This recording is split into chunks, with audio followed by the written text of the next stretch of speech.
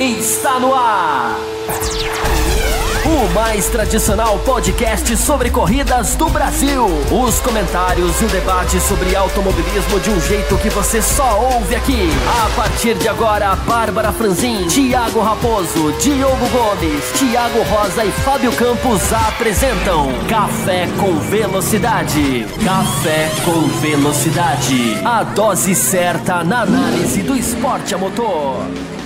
Para você que nos ouve no cafécomvelocidade.com.br, estamos começando o terceiro bloco da edição 580. Se você não ouviu a primeira sobre Fórmula 1, não esqueça, a hora que acabar esse bloco da Stock Car, de ir lá no cafécomvelocidade.com.br. E lembrando que você também tem as opções, você tem os agregadores no seu celular, tenho certeza que muitos de vocês usam, né, o agregador. Você tem a opção de escutar no Spotify, você tem a opção de escutar no Deezer, você tem a opção de escutar no YouTube. Opções não faltam para vocês, querido ouvinte. O negócio é lá e dar o play. E agora é hora da gente falar da Stock Car, que correu em Cascavel, um belíssimo circuito no oeste do Paraná. No último final de semana, duas provas, dois vencedores distintos. Na primeira corrida tivemos a grande vitória, né? É a comemoração do Lucas de Graça, a terceira vitória dele, ele se tornou o maior vencedor da temporada. E na segunda corrida, uma zebra gigantesca, um resultado, diria, inusitado, que caiu no colo de Átila Abreu. Diogo Gomes, de modo geral, as duas provas te agradaram neste final de semana? Gostou do que você viu em Cascavel? Primeiro, sobre Cascavel, né, que é incrível. Cascavel, ela entra num tipo de... num grupo de pistas, até a nível mundial, eu diria, falando de layout, de traçado especificamente, não de questão estrutural, mas em layout, eu gosto tanto dele que é o tipo de pista que eu chego a assistir corridas nessa pista, de categorias que eu não acompanho, por exemplo, a Copa Truck, né, a antiga Fórmula Truck, que eu não acompanhava na Fórmula Truck, não acompanho agora também na parte da Copa Truck, mas eu vi lá eles correndo em Cascavel e eu fui atrás e assisti as corridas, e gostei, inclusive. Eu gosto tanto da pista que eu assisto para ver os carros na pista, sabe como vai se adequar, mais do que tá na categoria em si. Enfim, subidas, descidas, tem uma curva super marcante, né, o famoso passeão, toda aquela sequência de início de volta ali, é muito legal ver os carros aí. Sobre o final de semana em si... acho que a gente pode dividir em 3 pontos básicos, né? Você já dividiu as questões das provas, né? Os vencedores, de Graça, Abreu, e o terceiro ponto que eu acho que a gente pode falar mais à frente é a questão do Daniel Serra, né? Que teve grande parte da liderança dele descontada. Mas sobre as corridas em si, eu acho que a primeira corrida ela é uma prova de que dá para fazer boa prova, não acho que é uma maravilha, mas nós temos ali algumas brigas legais, algumas com o uso do push to pass, é verdade, mas enfim, acho que tem questão de estratégia, tem um jogo que eles conseguiram fazer ali.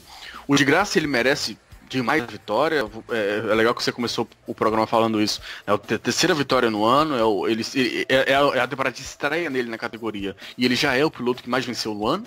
Né? Impressionante isso, no ano de um Daniel Serra tão dominante, no ano de um Fraga que tá junto ali, o Gomes que tá junto, o Cacá Bueno ainda não, ou o Cacá Bueno, né, de alguns anos atrás, mas já muito próximo, já diferente do Cacá Bueno dos últimos 2, 3 anos, e ele, né, consegue essa marca numa equipe que não era uma das grandíssimas equipes, né, é uma equipe relativamente nova, então a marca é muito interessante, a maneira como ele venceu a corrida em estratégia e naquela coisa de eu até posso sacrificar a outra corrida, o que seja, mas eu quero focar tudo aqui, eu quero ganhar o máximo de pontos aqui.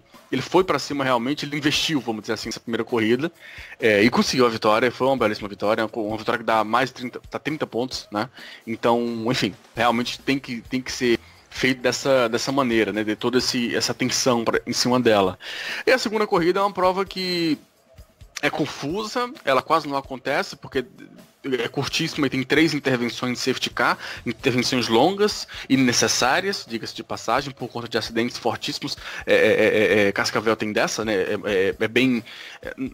a média de velocidade não é um absurdo, né? Porque você não tem grandes retas para jogar esse número lá para cima, mas as curvas que você tem são curvas de velocidade alta, né? Então os pilotos estão se acelerando.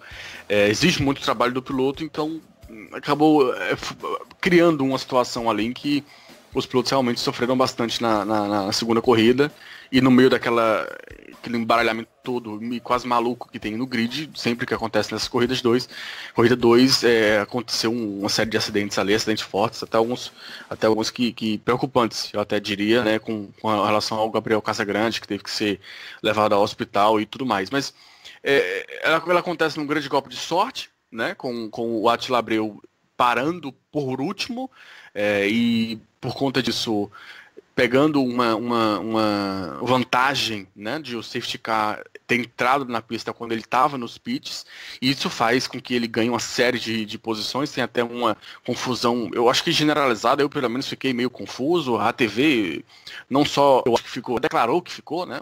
Mas a TV ficar confusa não é muito novidade. Não, mas é porque tem assim... Eu já falei tão mal desse cara que eu acho que o pessoal tá achando que eu odeio ele, eu realmente não. É o narrador, Sérgio Maurício, se não me engano, tentando anotar uma frase assim, eu não concordo que ele seja líder. Você não precisa concordar, ele é líder, não depende da sua concordância, não. Mas, enfim, foi uma situação bem atípica, deixou todo mundo meio confuso ali, mas é uma prova, o que a prova 1 teve não vou dizer de brigas, mas de potencial, de disputa. Ainda que a briga pela liderança tenha acontecido, a troca pela liderança tenha acontecido nos pits, a segunda teve de não ter corrida por conta da intervenção do safety car, de acidentes fortíssimos, né, enquanto a corrida foi mais limpa, e de um resultado totalmente atípico, quase que é complicado falar zebra pro Attila Abreu, né? Porque é um grande piloto e uma grande equipe. Mas é uma situação ali que realmente não aparentava ter nenhuma chance de vitória, e por conta do momento em que o safety car entrou, ele ganhou a vitória, né? Caiu para ele. Fábio Campos, o senhor assistiu a primeira corrida? A primeira corrida praticamente foi o que existiu no final de semana, a segunda foi um caos, com várias intervenções do safety car e poucas voltas de verdade na pista. O que o senhor tem a nos dizer? Eu achei até que fosse ter safety car na primeira curva da primeira corrida, com a batida dos dois companheiros de equipe, né? O Ramos e o Kodair. César Ramos e Alan Kodair. E me impressionou como que eles tiraram o carro muito rápido, né? Fica até esse elogio, né? Porque um dos dois carros, acho que o do César Ramos, ficou ali na parte de dentro da curva, mas muito perto da pista. E eu pensei, gente, não vão parar. E eles deram a volta, e quando os carros apontam ali, não tem mais carro nenhum ali. Foi uma coisa. E a volta em Cascavel é muito rápida, né? Deve ser a volta mais rápida do ano, né? Não sei se vocês têm aí números ou se alguém já ressaltou esse ponto, mas uma pista tão curta, né? Como aquela, que tem esse lado da. Eu acredito que o Lutitá deve ser ainda menor, né? Do tamanho. Mais rápido, será que é mais rápido, hein? Talvez que a próxima corrida. Em tamanho, sim. Em velocidade, é porque a gente teve na última em Goiânia, não foi? O anel externo, aí em média de velocidade, a disputa foi mais rápida ainda, né? Esqueci desse detalhe. Porque é só o anel externo. Mas são pistas todas elas muito, muito rápidas, né? A volta é dada acho que foi 1 e... A pole foi 1:04, né? Se eu não estou enganado. Enfim, tava acompanhando a classificação também. E tem esse lado da pista ser muito... Eu acho que é muito... Tem pistas que eu acho que são muito pequenas para a Stock Car, né? Assim, pro tamanho da Stock Car, no sentido não de box, porque eu acho que isso aí eles acabam sempre dando um jeitinho, né? Mas pro lado de segurança mesmo, né? Eu acho que certas pistas como Londrina, né, até como essa, a chance de você ter uma prova que não desenvolve é muito grande, né, porque a pista ou mal tem área de escape, ou tem pneus ali daquele jeito muito mal cuidado, que se soltam, como aconteceu em Goiânia, pneu... Pode só colocar... Tem carro demais na Stock Car? É um problema bom, né, porque carro demais nunca deveria ser problema, né, é o que a gente sempre fala da Fórmula 1. Mas a Stock Car cresce. Foi uma ironia mesmo, eu sei que é um problema. Não, sim. Mas é bom, mas é um assunto bom para entrar um pouco mais a fundo, né? Porque, claro que quanto mais carros, melhor, mas a Stock, o carro de Stock, ele exige uma pista, hoje em dia, que o Brasil raramente oferece.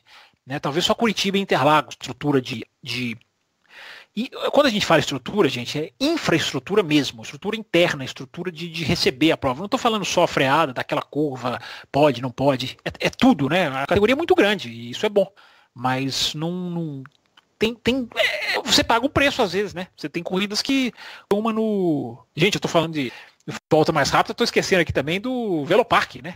O Velopark, o Diogo tava querendo dizer o Velocitar mesmo, ou você tava querendo dizer o Velopark? Não, era o Velopark, o Velocitar é o novo, né? É o novo, mas eu acho que a volta também tá ali, tá bem rapidinho ali, né? Eles fazem aquela curva e fazem aquela simulação de Eau Rouge, aí depois já não demora muito, já voltam ali para a reta principal. Também é uma pista curta, mas Velopark é mais curto ainda. Lembro de uma prova não muito longa, não muito distante, melhor dizendo. Longa não, porque elas todas têm tempo.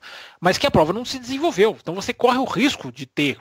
Quem corre no cronômetro tem esse problema, né? Porque a Fórmula 1, ela fica 1 hora parada, 2 horas parada, o limite da Fórmula 1 é 4 horas. Quem corre num cronômetro de 40 minutos corre o risco de uma prova não existir, né? E isso, para quem tem um olhar crítico, é um grande defeito. Para quem não tem um olhar crítico, tá, tudo bem, ganhou tal fulano, passou o tempo aqui, rendeu o dinheiro, girou a audiência, segue a vida. Mas para quem tem um olhar um pouco mais crítico, você não pode ter uma prova morta. Você tem que se precaver para isso. E autódromos não são, infelizmente, os autódromos não dão essa condição de precaução. Você tem que criar outro mecanismo se você quiser manter a prova sem... Você pode esticar a corrida, enfim, ou você pode colocar ali um tempo, dependendo, a NASCAR surpreendeu o mundo, né, quando criou a questão da Green, White, Checkered, né, que é da bandeira verde, depois a branca e depois o final da prova, em prorrogação, né, acho que é a melhor tradução que a gente pode fazer da NASCAR. Então você pode criar uma coisa assim, mas tem interesse em aumentar a prova? Essa é a grande questão, né? Eu acho que a diferença do Velopark aqui com o Cascavel é porque Cascavel o tempo de volta é baixo porque a pista é muito rápida. E a pista é muito melhor, né? Muito mais desafiadora, né? Sim. Você tem uma curva de alta, a curva 1 é muito legal, então... E o Velopark não tem graça nenhuma, né? O Velopark é um cartódromo grande. Isso, exato. O Velopark o tempo é baixo porque a pista é curta mesmo, mas a pista é de baixo também. Quando o Velopark foi construído, ele tinha... O projeto ali foi inclusive mostrado em mapas de uma pista mais extensa. Esse projeto nunca vingou, né? Agora não dá pra gente reclamar, né? Num país que mal constrói autódromos, né? Claro que o fato do Velopark existir já é pro Rio Grande do Sul pro Brasil, né? Mas mais especificamente pro Rio Grande do Sul, claro que não é para criticar que não deveria existir, claro que deveria. Mas é uma pena que esse autódromo foi prometido ter uma área maior e nunca chegou a isso, né? Pois é, eu lembro que tinha essa coisa, saiu essa versão, mas era da Gerdau, né? E que eles iam acabar o autódromo e morreu essa história, nunca mais foi pra frente. Temos uma pergunta da Stock Car do Kinopak. O Kinopak, apesar da nota 5. Apesar da nota 5 dele na MotoGP, quem não ouviu o bloco da MotoGP. Será que ele já ouviu? Qual será o bloco que ele tá ouvindo primeiro, né? O Kinopak podia mandar pra nós qual a ordem dos blocos que ele escuta. Nós leremos aqui, inclusive. Tomara que ele já tenha ouvido a MotoGP, pra ele não ter levado esse spoiler. Que a nota da ele já vai entrar bravo, senão ele já vai entrar bravo no bloco da MotoGP. A Stock Car está perdendo a maior oportunidade da história para se consolidar. Um grid fantástico, campeonato disputado, pilotos mundialmente conhecidos, mas ainda está abaixo de uma DTM, BTCC, Supercars australiana. O que é necessário mudar para que a Stock se torne uma grande categoria? Olha, o Kinopak, antes de passar para eles, não sei se está tão baixo dessas aí que você citou não, hein? O BTCC esse ano, incrivelmente, não está tão... Tá bom, mas já esteve muito melhor. A Supercar está legalzinha também, o DTM começou muito bem, mas teve umas provas frias aí.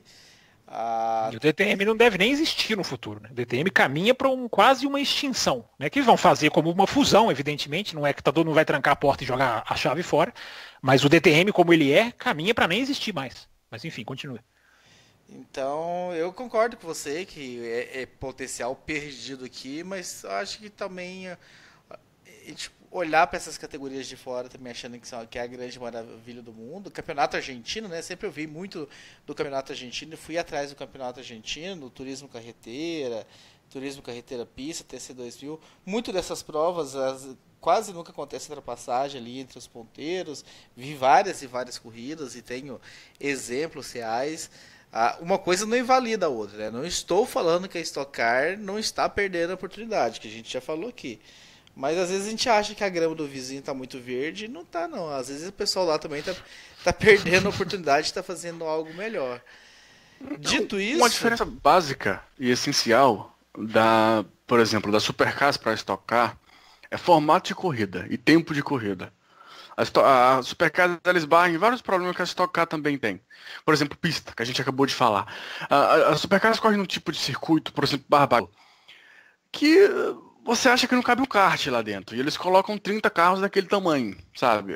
Que você fica meio, como assim? A reta oposta, a reta principal não é uma reta, é uma curva, sabe? Você tem carro quase que largando do hairpin. Circuito bem apertadinho, comigo não cabe também. Tem alguns problemas nesse sentido, mas ela consegue maximizar, ou melhor, maximizar os pontos positivos dela com corrida em si, com o tempo de corrida em si.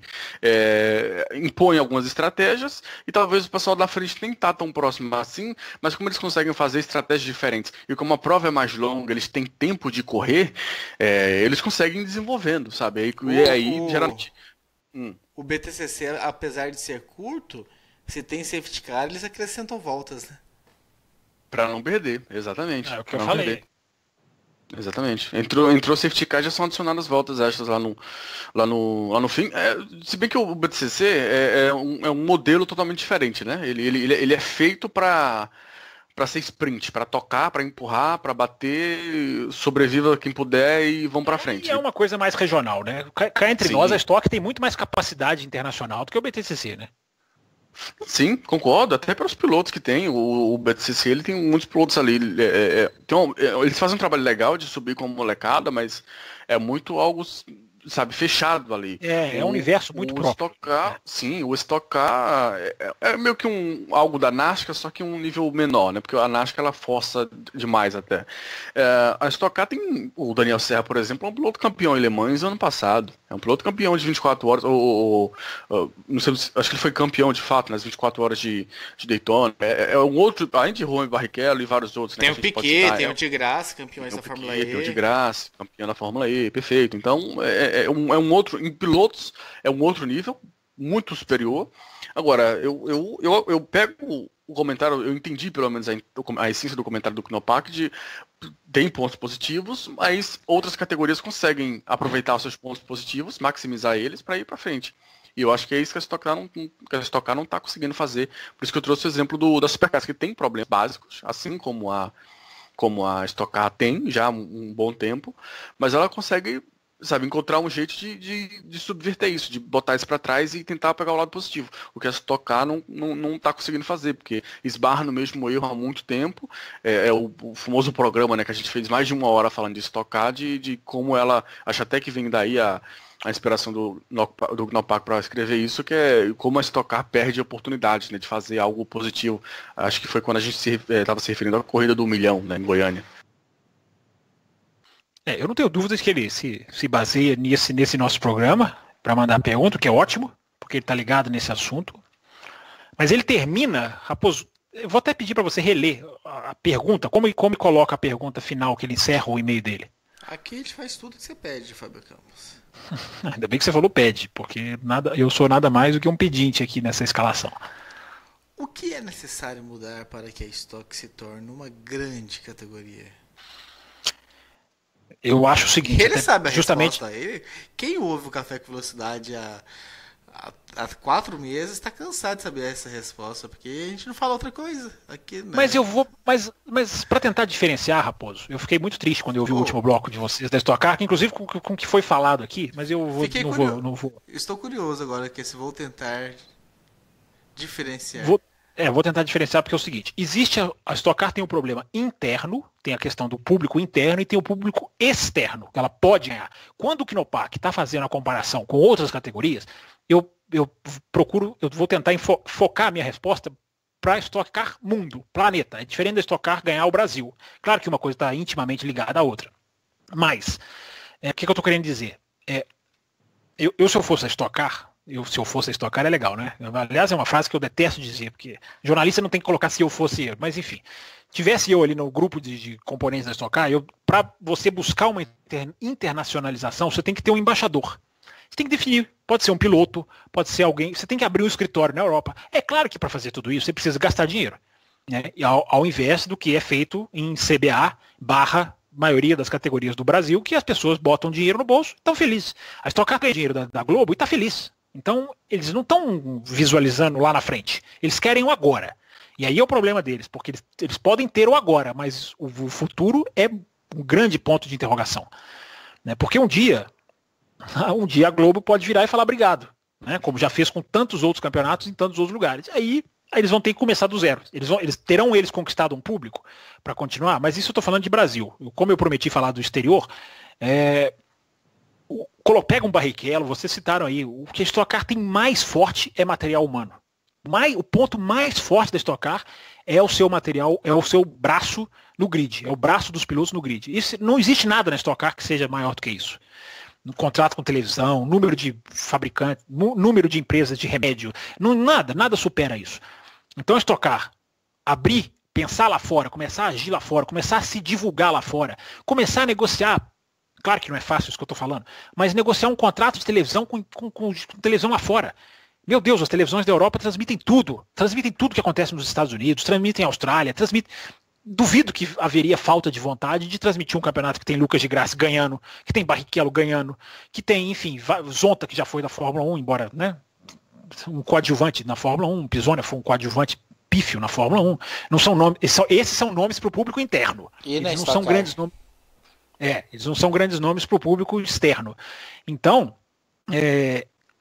a capacidade da Stock Car de trazer pilotos de fora tem que ser hiper divulgada, porque é uma coisa que quase que nenhum campeonato faz. Será que eles estão divulgando isso lá fora? Né? Será que eles estão... as redes sociais da Stock Car são ruins, o site é ruim, até melhorou. Péssimas, né? Entendeu? A Stock Car, ela tem que entrar nesse jogo e olhar lá fora. Você começar a vender as suas corridas lá para fora. Só que aí, essa questão de 2 corridas com 40 minutos, para mim, mata a credibilidade lá fora. Duas corridas muito coladinhas, um regulamento muito esquisito, entendeu? Então, aí é muito mais opinião. Um passo para isso, Knopak, seria transformar um domingo num domingo de corrida. Né? Você fazer uma corrida maior. Você quer fazer uma corrida no sábado? Eu acho que não seria tão prejudicial. Mas eu acho difícil, tentando entender a cabeça do europeu, né, que eu assisto as televisões de lá tem mais de 6 anos, então eu acho que eu sei um pouquinho a linha deles. Eu acho que esse negócio de 2 corridinhas de 40 minutos coladas uma na outra, você dilui a efetividade de um resultado, você dilui entendeu? A importância das 2 corridas, ficam 2 coisas meio que mais ou menos que não junta, não é uma.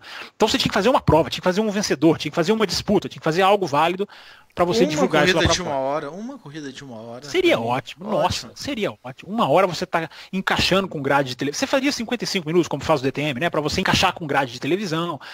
Dava para você aproveitar. Quer fazer até menor para não sacrificar televisões nem daqui nem lá de fora, que seja uma corrida de 50 minutos, enfim, aí você cria um regulamento de boxe, de parada de boxe, que seja efetivo, porque não conquista ninguém lá fora. O cara encostar o carro, o cara vir com o botijão e encostar 3 segundos, e nem 3 segundos, estou sendo generoso com 3 segundos. Faz igual a Supercars, é obrigatório colocar quantidade X de combustível. Ou seja, exatamente, você vai ter que largar com um tanque de meio tanque para baixo, porque a hora que parar você vai ter que colocar aquele tanto de combustível. Então, o europeu, ele não cai, para resumir a resposta, para tentar resumir agora, o europeu ele não cai na artificialidade como o brasileiro. Ele pode cair com a Fórmula 1, que muita gente, o que a Fórmula 1 manda, as pessoas têm um costume de engolir goela abaixo, sem questionar, sem ser crítico. Né? É aquela velha questão que a gente sempre fala aqui. Agora, para você conquistar, para você, olha aqui, esse aqui é um produto novo que eu estou te oferecendo, você não conhece, por favor, venha conhecer. Você não conquista com artificialidade, você conquista com conteúdo, e ela tem material para fazer o conteúdo, só que ela não põe os ingredientes na ordem certinha. Né? Então, coisas que a gente critica aqui, um dia lá na frente, quando eles mudarem, aí talvez deem valor para o que a gente está fazendo aqui. É uma coisa que eu coloquei no tweet da semana passada, né? Da Fórmula 1. O que a gente bateu aqui em punições exageradas da Fórmula 1 era todo final de semana de Fórmula 1, 2016, 2015. Hoje em dia, não existe mais. A Fórmula 1 percebeu o erro que ela estava cometendo. Eu não estou falando que nós estamos certos em tudo. Longe de mim falar isso. Mas, já que a pergunta do Knopak foi essa, eu tentando focar no exterior, eu ajustaria principalmente esse ponto. Negociar com televisão, até porque aí você mata 2 coelhos com uma cajadada só. Imagina a Stock Car ganhando dinheiro de televisões lá de fora. Você pode não ser tão dependente mais da Globo. Você pode sentar numa reunião, aquilo que a gente já falou aqui, né? Você não precisa sentar numa reunião com a Globo e falar assim, tá aqui a folha em branco. O que vocês quiserem, tá, minha assinatura tá aqui, vocês podem colocar o que vocês quiserem, eu só quero dinheiro. Então a Stock Car precisa de querer não só ganhar dinheiro e querer investir. Botar alguém lá fora, botar um escritório lá fora, botar divulgação lá fora, gastar com redes sociais. A Fórmula 1 gastou milhões, eu não sei o número exato, mas são milhões com rede social. Você não faz isso de graça. Você tem que pagar, você tem que fazer vinculação comercial, você faz vinculação, diversas coisas, mas a Fórmula 1 perdeu, inclusive foi tirado do dinheiro das equipes, do bônus das equipes, por isso que eu sei dessa informação. Então você tem que gastar, você tem que ter vontade. E aí você fazer uma história lá fora, aqui no parque, eu acho que você vira uma categoria grande se você fizer boas corridas e corridas sérias. Porque, eu repito, o principal a Stock Car tem. Meu Deus, é muito mais difícil para TC 2000 da Argentina ganhar o mundo, apesar de ser uma categoria que no público interno é nota 10. O Raposo pode atestar isso. O automobilismo argentino, público interno, ele é uma potência, ele é muito maior do que o Campeonato Brasileiro de Futebol. Mas é muito maior, né, em termos de sucesso, de envolvimento. Só que, como é que eles vão ganhar o público externo? Não tem muito caminho. A Stock Car tem caminho. Então, por isso que a gente critica aqui. Porque a gente está vendo, termina onde você começou aqui no PAC. A gente está vendo o trem passar. A gente está vendo uma oportunidade sendo jogada fora. E mesmo assim, se você entrar em qualquer site dos grandes que tem no mundo especializado em corridas de turismo, você vai encontrar cada vírgula sobre o TC2000 e você não vai encontrar nada sobre a Stock Car. Olha que coisa, tá vendo? Então ele já até tem o público externo, até mais do que eu achava. Assim, não um público, mas pelo menos uma divulgação, né? Tem o básico, né? Porque, assim, como é uma categoria importante, então eles têm lá as informações e tudo mais. O problema é que a Stock Car você não tem nada. É zero, absolutamente zero. O que aparece de Stock Car nesses sites especializados em corrida de turismo, que é o habitat dela, né? É quando tem, por exemplo, uma das corridas, por exemplo, quando o da Costa veio correr aqui, aí teve matéria especial, porque o da Costa veio para o Brasil correr. Exatamente. É o gancho, exato. A prova de abertura que veio tanta gente, né, Diogo? Imagina, né? A Austrália deve ter tido notícias sobre a Stock Car por causa dos australianos, enfim. Pois é, bom ponto. Achei que o Diogo ia complementar. Eu também achei. Mas tem todos esses pontos aí que giram em torno do que a gente bate, né? Na tecla que a gente vem batendo, né? A questão o formato é ridículo e tudo mais. E essa questão da segunda corrida, mudaram, né? Fizeram uma alteração, aumentaram o tempo da segunda corrida, mas nem era o que pegava. O que pegava na segunda corrida é a questão de você ter... a dinâmica, né? É a dinâmica. É aquele tanto de carro abandonando no meio da primeira corrida, porque não tenho mais chance, então é melhor eu guardar e esperar a segunda para estar com o carro mais inteiro. Então são várias coisas que levam a isso. Mas a gente espera. Que não pegam um público novo, né? Isso é que eu tô querendo dizer. Essas coisas não pegam um público novo. A Stock Car ela tem que ter um desenho esportivo para pegar um público novo. Porque o europeu vai ver a Stock Car, ele vai notar o botão de ultrapassagem. É impossível ele não notar. Então, se até o DRS, que muita gente aceita, é muito criticado na Fórmula 1, você imagina chegar a uma outra categoria com esse mesmo formato. Então, a Stock Car, essa que é a oportunidade que a gente fala que ela está perdendo. Né? Do mesmo jeito que eu critico aqui, a Fórmula 1 não pode perder a oportunidade de extrair alguma coisa dessa briga de 2 tetras por um penta. A Fórmula 1 não pode extrair a oportunidade do milésimo GP, isso vai virar um café expresso em algum momento. Eu estou segurando para deixar chegar mais perto da corrida. Está chegando o milésimo GP e a Fórmula 1 está jogando uma oportunidade no lixo. A Stock Car também não pode jogar fora a oportunidade que ela tem, porque daqui a pouco o Barrichello não vai durar tanto, o de Grassi né, é um piloto tão bom que nada impede que ele acerte um contrato aí com uma DTM da vida ou alguma coisa que impeça ele de continuar correndo aqui, sai também.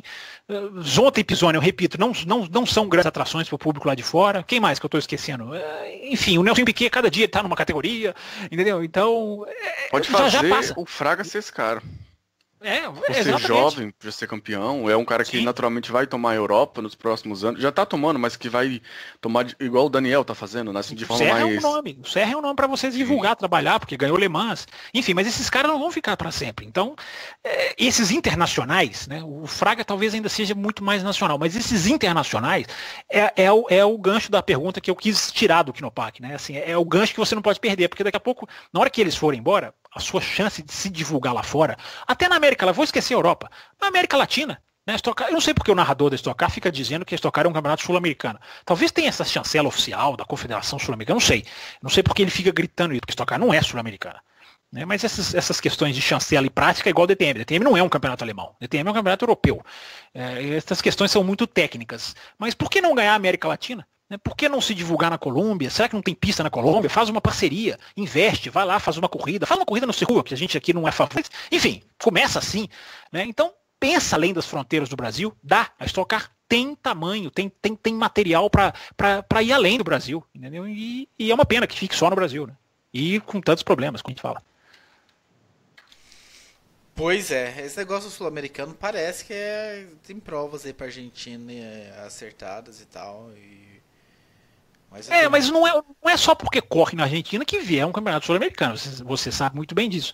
Mas deve haver alguma chancela técnica para esse campeonato ser considerado sul-americano, ou o narrador, que o Diogo Gomes é fã, tá falando uma grande besteira. Aliás, esse narrador foi entrevistado lá pelo pessoal do Bandeira Quadriculada na semana passada, eu não ouvi ainda, mas enfim, recomendo pro Diogo Gomes ouvir. Tenho certeza que ele vai gostar.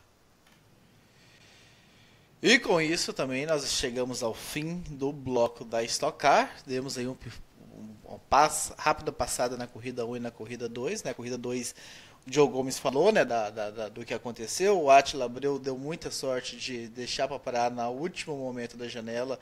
E assim que ele entra, acontece um safety car. Diminui a velocidade de todo mundo. Ele consegue sair na frente, assume a liderança. E consegue vencer, porque o Thiago Camilo, que tinha carro para superá-lo, tem um problema ali momentâneo com o carro, perde rendimento e perde algumas posições. E o Rafael Suzuki, que assume então a segunda posição, não tinha carro para ir atrás do Attila Abreu, inclusive perdeu a posição para o Júlio Campos nos metros finais, e o Attila ficou com essa vitória aí, um tanto quanto improvável. E na corrida número 1, né, um belo duelo do Lucas de Grassi com o Felipe Fraga na primeira metade da corrida. Nos pitstops o de Grassi sai na frente. E na classificação também, né? A classificação, o duelo dos dois na classificação foi muito bonito. Não sei se você assistiu, mas foi muito legal. Sim, o Fraga com a volta voadora no fim. Então, realmente, um duelo interessante aí, Fraga e de Grassi. De Grassi só não está melhor no campeonato, porque, lembrando, teve que se ausentar de uma etapa por calendário batendo com a Fórmula E, né? Eles não correram em Santa Cruz do Sul, então por isso ele ocupa a 10ª colocação apenas do campeonato. Aliás, eu estou olhando uma classificação aqui desatualizada, que não está com cascavel ainda. Não sei se o Diogo Gomes está com uma atualização aí. Mas você não foi no site oficial da Stock Car para pegar a classificação? Eu estou com o site oficial aberto aqui. Se você sabe por que não? Porque é uma porcaria o site. Mas que absurdo, vocês perseguem a categoria, é incrível. Só eu defendo a Stock Car aqui nesse programa. Eu gosto da categoria. Por isso que eu faço esse tipo de crítica. Eu quero que melhore. Se preocuparem, gastaram um dinheiro absurdo e tempo absurdo em fazer um site desses moderninhos, todo cheio de fruc-fruc. E não tem o básico. E não tem o básico. Você quer saber alguma informação da Stock Light? Vai ficar querendo. É isso, não tem. Stock Light não tem um site próprio? Eu achei que tinha, não tem. Não, é uma aba do site da Stock Car informando os pontos. Mas, por exemplo, Enzo Bortoleto, do campeonato aqui, Enzo Bortoleto, qual foi a posição do Enzo Bortoleto na corrida anterior? Não sei, não vamos dizer isso, não vamos passar isso. Ninguém se importa com isso. Nem é tão difícil, né, Diogo? Assim, site tem tanta coisa mais difícil que a categoria faz, né? Até colocar uma câmera no alto de um guindaste é muito mais difícil do que você fazer um site dinâmico. O site da MotoGP, para mim, é um modelo de site que todas as categorias deviam ver. Tá lá tudo em PDF, não tem nada de frescura, de gráficos. Você pega os resultados todo em PDF, você consegue pegar o resultado na sequência do campeonato, ou seja, fica lá a tabela de classificação que era naquele momento. É uma coisa super dinâmica, super útil, né? E eu tô aqui com o site da Stock Car, mas eu tô aberto, mas eu tô até com medo de não estar atualizado. Tá aqui, corridas 14. É isso mesmo? Você sabe se é isso mesmo? Ou... Cara, deve ser, né? Eu acho que... Deixa eu pegar o calendário aqui. Eu acho que é isso porque foi a 8ª etapa, mas como a corrida do milhão e a primeira né? não era corrida dupla, então tá certo. Então tá certo. É isso mesmo. Aqui, deixa eu fazer a conta rápida. 1, 2, 3, 4, 5, 6, 7. 14, não, sim, 7. 14 certinho.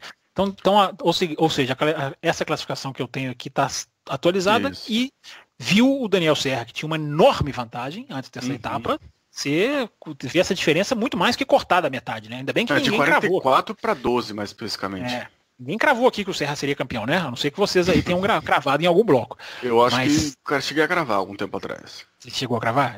Você tem chance de acertar ainda, não se aflija. Porque o Daniel Serra... o Daniel Serra tem 191, o Felipe Fraga está a 12 atrás, eu não sei a pontuação, desculpe a falta de conhecimento, mas eu não sei a pontuação, quanto vale de cada corrida. Tenho certeza que o site vai me informar isso. 30 eu na pesquisando. primeira e 20 na segunda. O outro sabe tudo. Ou seja, a diferença de 12 é praticamente uma diferença, né? Numa corrida dá para cortar. E o Max Wilson, né, que teve problema esse final de semana, teve um final de semana complicado, está empatado com o Marcos Gomes com 159, ou seja, 42 atrás. Se o Felipe Fraga está a 11, os outros mais próximos perseguidores estão a 42 atrás do Daniel Serra. Então tá aí a classificação do campeonato, Raposo. O Felipe Fraga está a 12, não a 11. Eu disse 11? Disse. Ah, tá certo. Onde eu disse 11, quis dizer 12, então. E a próxima prova será no Velocitar, no dia 23/9. Quem sabe Thiago Raposo não aparece por lá, porque é aqui do ladinho de Campinas, talvez até mais próximo do que Interlagos. Eu tenho que pegar o Google Maps para ter essa comparação, mas eu tenho quase certeza que Velocitar é mais próximo de Campinas do que Interlagos em si. Vamos tentar ver. Você nunca foi a Goiânia, hein? Você tá devendo, hein? A Goiânia já é bem mais longe, né? Como é que mais você é um goiano de 4 costados? Poxa, você não poderia jamais nunca ter ido uma prova da sua terra. Então você faz favor de ir no Velocitar e, inclusive, fazer lá suas coberturas de sempre, que os nossos ouvintes gostam muito. Aliás, eu tô vendo o mapinha da pista aqui no site. Ela não é tão curta como eu pensava. Tem realmente uma extensão ali no final, depois da Rouge, que eu estava esquecendo, estava confundindo com Curvelo, em que o autódromo é mais fechadinho. Essa é uma pista realmente bem mais extensa do que Cascavel. Então é isso, caros. Bloco 1, bloco 2, bloco 3, quando você estiver ouvindo esse bloco, já estão no ar aí para vocês ouvirem. E lembrando, né, de dar uma passadinha aí nos sites ou nos seus agregadores no final de semana, que diz a lenda que vem um programa especial sobre Fórmula Indy pro fim de semana, já dando aí todos os pitacos e uma aquecida para a final, onde nós conheceremos o grande campeão da temporada. Termina aqui Café com Velocidade, o mais tradicional podcast sobre corridas do Brasil. Sempre com Bárbara Franzin, Thiago Raposo, Diogo Gomes, Thiago Rosa e Fábio Campos. Café com Velocidade. Café com Velocidade. A dose certa na análise do esporte a motor.